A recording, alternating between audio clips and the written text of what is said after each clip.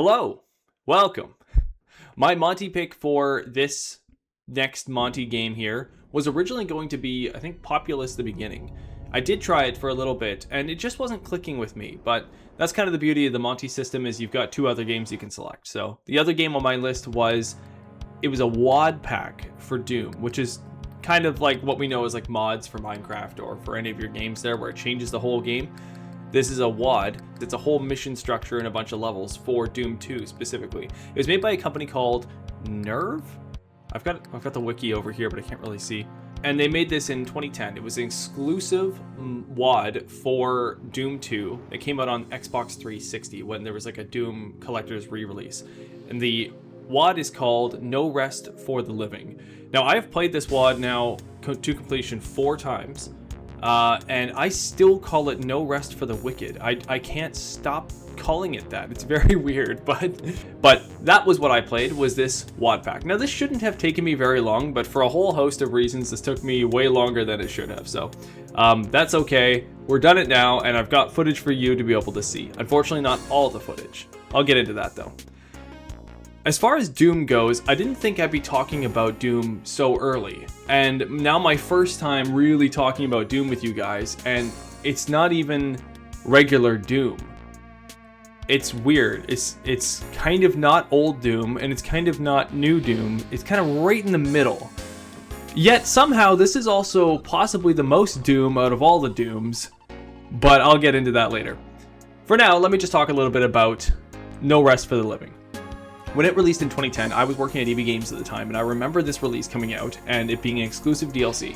I don't remember a ton about this moment. I do just remember seeing images of it and thinking, oh, it's classic Doom, like it's the original Doom. Oh, that's crazy. And I was thinking, like, it's 2010 now. Like, it's weird that we're still seeing original Doom content. It's so funny to think about how that was 16 years ago, and here I am now playing this being like, I want more of this. But I guess that's how life works sometimes. The way I found out about this WAD was actually kind of funny. I didn't think I would discover WADs through YouTubers in this day and age, but there's a YouTuber, he's very famous. His name is Civvy11, and he plays a ton of boomer shooters, as they call them. He's very funny and very entertaining, and I love his videos. And he made a video on No Rest for the Living, and I watched the entire thing, and it was fantastic. It really convinced me that I needed to play. In fact, actually, while watching his video, I think I only watched him play the first maybe level, and then I stopped it and I went and I played the entire WAD, and then I watched the rest of his video because it looked like it was right up my alley. So that's how I discovered it, and I'm so glad I did because it was very fun.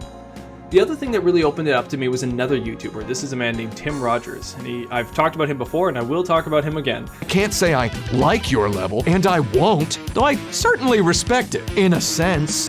He has Action Button, and with Action Button, he made a Doom video. It's fantastic. I call it part of like my trilogy of Doom collective media I have to go through almost on a yearly basis to kind of get my Doom fix. And the Tim Rogers video on Doom is absolutely right in there. I'll have a link towards Civvy's video and a link towards Tim Rogers' video as well. Both of those videos are very inspiring for me and absolutely attributed to why I love this mod pack so much. Mod pack? WAD. WAD pack? I don't even know exactly what the Doom community calls it. I'm going to call it a WAD pack.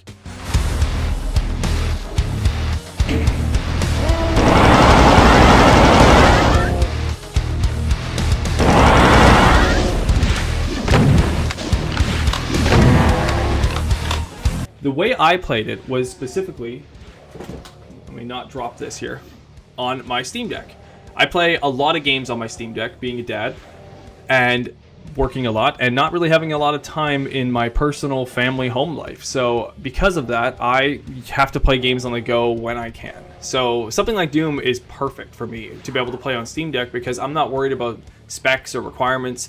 The only thing you might be concerned about is control scheme, but I've become very fluent with the Steam Deck controls, and they're really adaptable to change to whatever your playstyle is.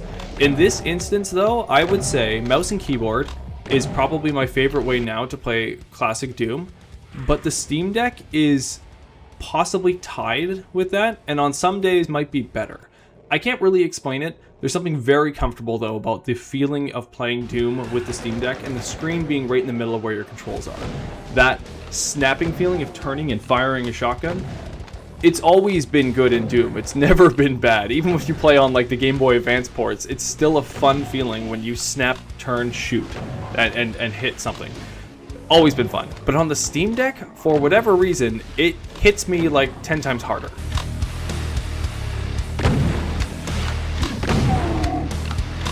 I feel like I could just shoot things for hours. Don't clip that.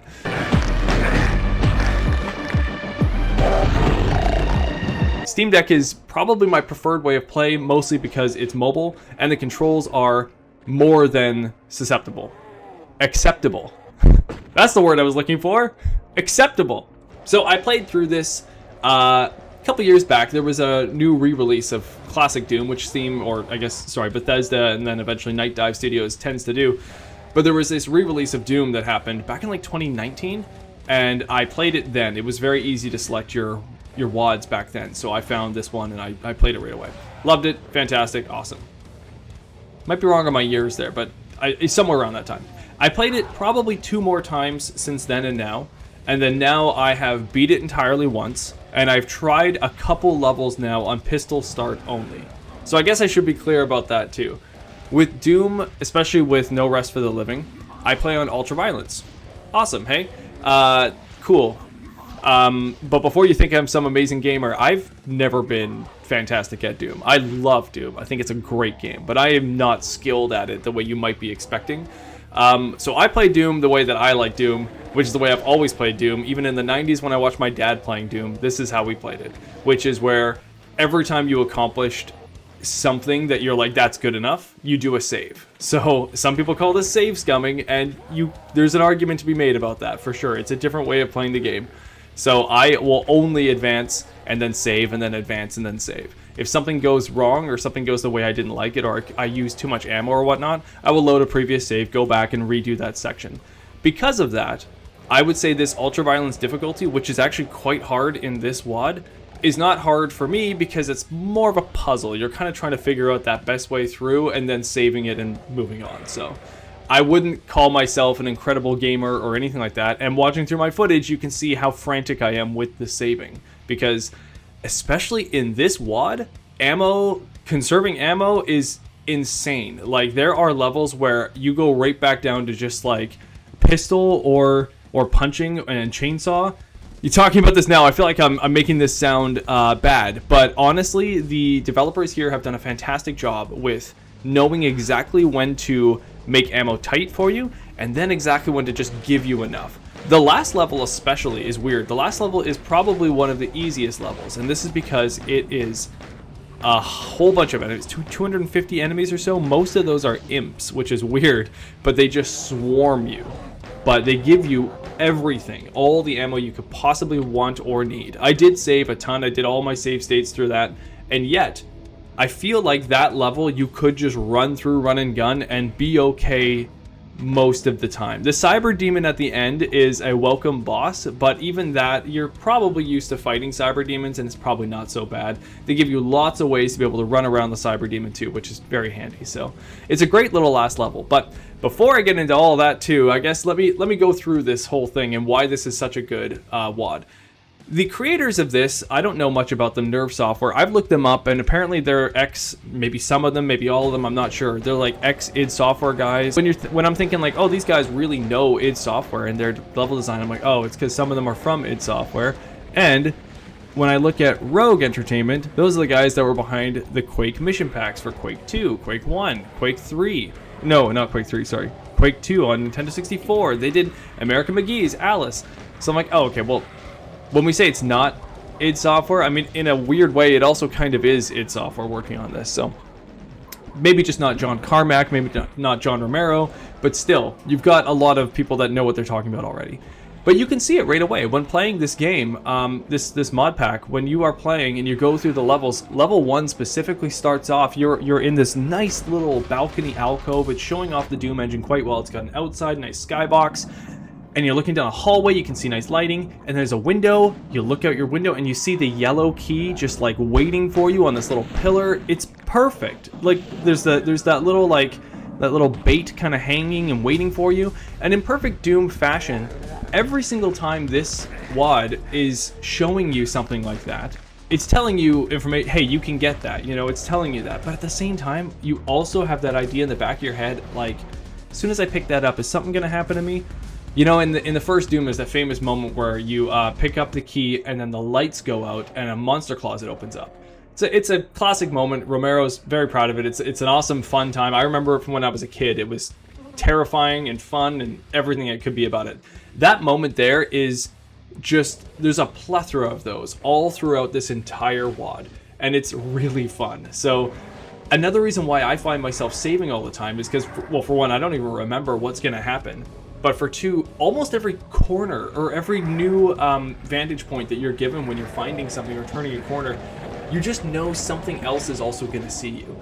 And what this WAD does is it really highlights all the enemies. So when you're turning corners and an enemy makes that sound effect like it's just seen you for the first time, it really showcases the enemy sometimes better than Doom 2 levels and Doom 1 levels. I mean, there's a lot of Doom 2 levels I don't like and a lot of Doom 1 levels I don't like too.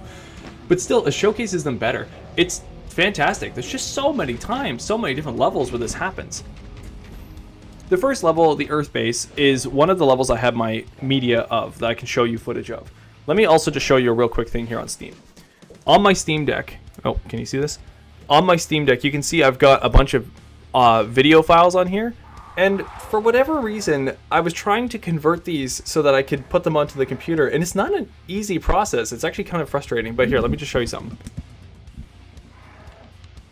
See, those are the Doom levels down there. I've got level 1, 2, and 3 of this. And if I scroll up, they're all black now. If I scroll up, they're black squares. And I try to click them, and there's no recording available. It's my own fault. I went through them, and I was trying to convert them to export them faster. And it didn't work out. So it's because Steam does something with clips and all this stuff, and then you're supposed to export it through Steam's way of exporting, and then you've got the MP4 file in the end, and then you can send it over. So I mistakenly was trying to do that with the first 6 clips there, I guess, but those 6 were the last 6 episodes. So I don't have a lot of footage of that. I luckily filmed a couple things when I was at my computer also trying. I did a pistol start on Baron's Banquet, which, whew, that's a good level. But man, pistol start, as I talked about before, pistol start is hard. And also I wasn't doing save states, so I was just trying to go with it without saving all the time. And it's difficult. The whole game was way harder than I was expecting. So props to anybody who plays without saving throughout the level, and props to anybody who does pistol start, because I don't know how you do that in this mod. I would say that this is intended to be played on ultraviolence. It's intended to be played throughout, so from level 1 to 9, not pistol start. And probably intended for you to save a little bit. Maybe not as much as me, but save a little bit so that you're really not having to backtrack a whole bunch. Man, good levels here though. So anyways, that was my media mistake. That's why I don't have all my footage, unfortunately. I will say now I know what I'm doing as far as exporting that video, and going forward I'll be able to play games on my Steam Deck, record them, and put them in these videos the way I intended to. So sorry about that. I've only got what I've got for footage, but I try not to make that mistake again. Going to the levels, the Earth Base, fantastic level. I have so much I could talk about with this level. It is, the design in this thing is crazy. From the very beginning and just shooting like the soldiers there and getting your shotgun, or you could have gone and got the berserk power up and just like hit them all in the face, to seeing like the map. There's the computer map that you can get that gives you your full map. That on a little pedestal, but not knowing how to lower the pedestal, to like finding out how to do that, but having to shoot your way through. To the spider demon that's over on the other side of a bridge, an open door that you don't see because you're distracted by the spider. There's going back, finding the super shotgun in this level, which is thrilling. One of the best parts though about this first level, and it doesn't necessarily happen like this again, is you go through this, what feels like the entire level, and you kind of realize near the very end, just before leaving, you see a yellow door, and it's there, and you go, oh yeah, you're at the exit, you're like, there's a yellow door, and you're like, there's a yellow key, and you're like, wait, at the very beginning of this level, there was that yellow key, and you go, oh yeah, I guess I guess I gotta find that. So you go and you try to find it, and it's, like I said, it's by that spider mastermind. And there's a secret door that's actually very simple, but you don't see it because you're distracted by the spider. You go over to that door, you find a thing outside, you go through the secret area, and boom, you eventually find the yellow key. But what's crazy is once you pick up that yellow key, you go back through the entire level again. Monster closets open up throughout the entire base.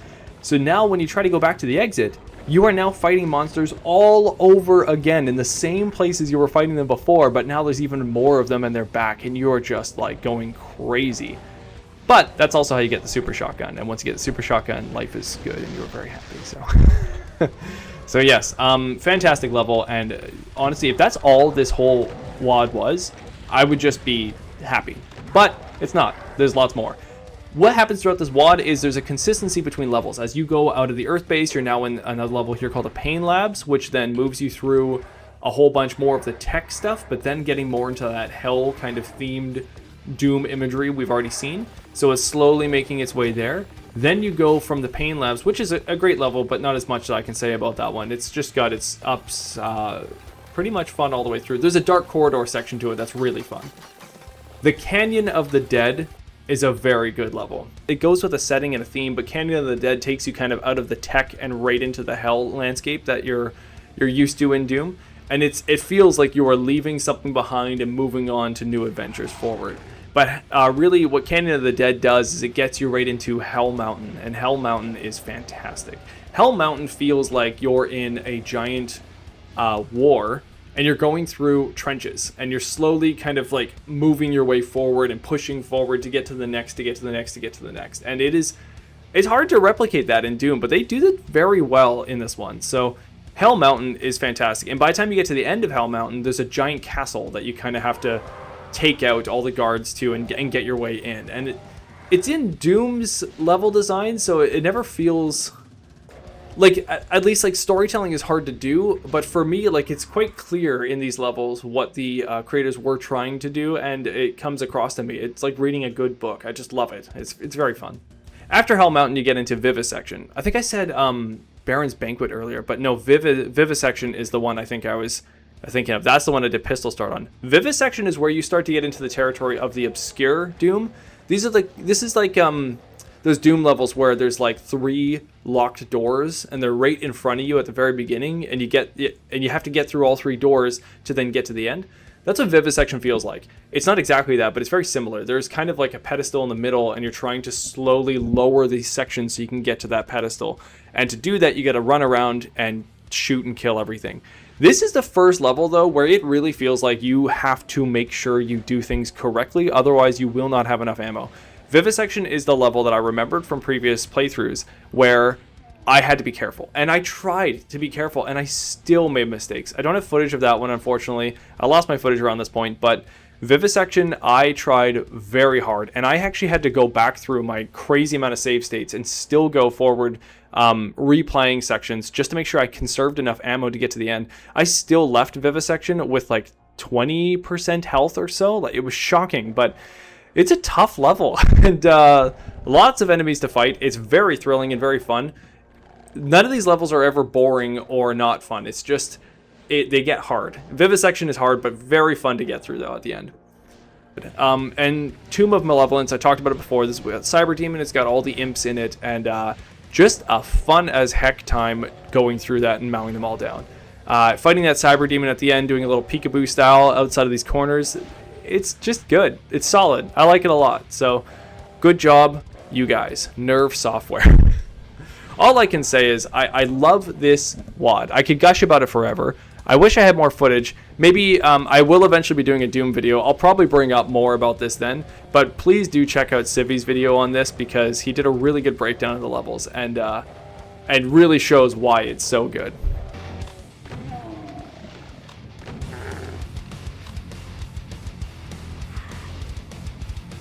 So that was my Monty pick. This one was a bit of a mess, a huge disaster with all the media that broke on me and whatnot. But like I said, I know what I did wrong, and I don't think I can make that mistake again. So I'll try my best not to. I hope you like this Monty pick. I think after I spun the Monty spinner again, I landed on a bunch of different ones. the one that I think I'm going to be picking to throw into my Monty picks is Castlevania. I love Castlevania. I'm a huge fan of it. I wouldn't be surprised if that's the next one I play. So you're probably going to see that in the next Monty video. Thank you so much. I hope you enjoyed this one. And yeah, stick around. Maybe you'll see another one soon. Okay. Bye, guys. Buddy, if I liked anything about myself, I wouldn't be here right now.